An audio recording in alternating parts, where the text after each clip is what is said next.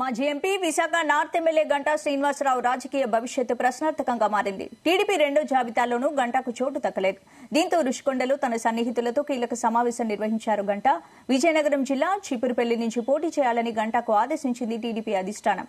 అయితే చీపురుపల్లి నుంచి పోటీ చేయడానికి నిరాకరించారు గంటా శ్రీనివాసరావు. భవిష్యత్తు కార్యాచరణ కోసం సన్నిహితులతో కీలక సమావేశం నిర్వహించారు.